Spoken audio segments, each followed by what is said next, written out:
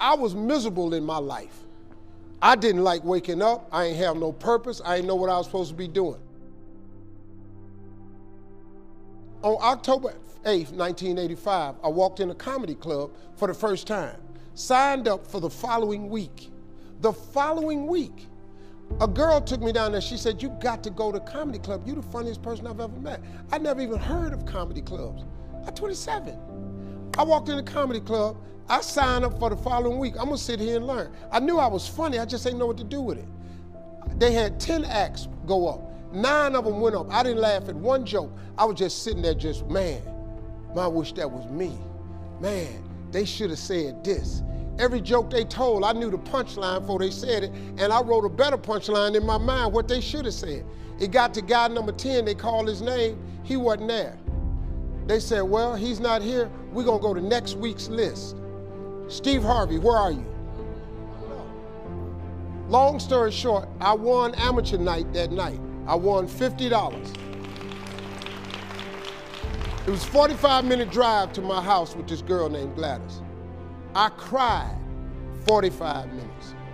She said, "What you crying for? It ain't but $50. I said, no, you don't even understand.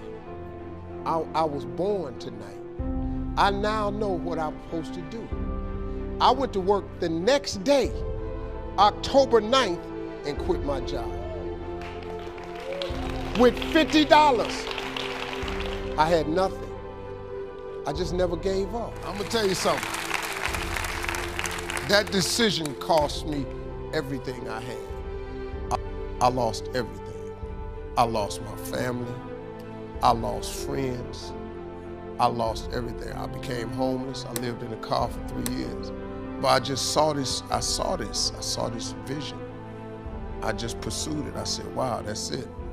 You have to take chances in life. Life is about risk.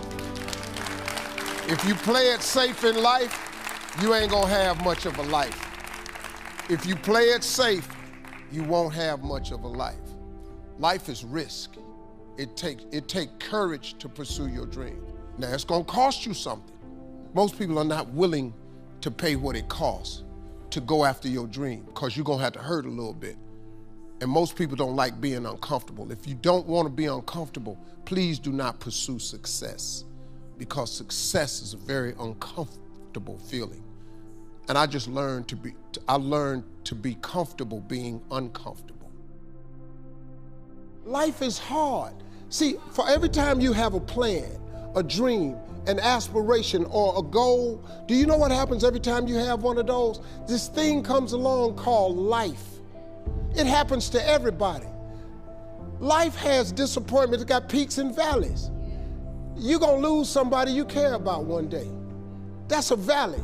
Somebody gonna close the plant you thought was gonna stay open so you could retire. That's a valley. Somebody gonna fire you for an unjust cause. That's a valley. The people that got your credit card gonna sell their company, gonna sell their business to another credit card company. Your 18% go up to 26%. You don't even know why now your minimum didn't change. Cause it's life. You can stop thinking that life fitting to be easy, cause I got news for you, it ain't. That's a false hope to think you're gonna have a wonderfully carefree life. That's unthinkable. We all live in this bubble. What you gotta do, you gotta put more air in your bubble. You got to blow your bubble up. Expand yourself. Take yourself out your comfort zone. Do not live in your bubble. Put some more air in your bubble. If you stay in your comfort zone, that's where you will fail. You will fail in your comfort zone. Success is not a comfortable procedure. It is a very uncomfortable thing to attempt. So you gotta get comfortable being uncomfortable if you ever wanna be successful. Start putting some pressure on. Put some pressure on yourself. Get out here and get about it. Look, I'd love to sugarcoat this thing for you. I'd love to tell you, look, you can go out here and get rich, do a couple of things. That ain't happening. You gotta get real doggish. You gotta get downright funky if you wanna make it. Now, like I was telling you before, if you wanna be ordinary, you ain't even gotta listen to me. Just go on about your business.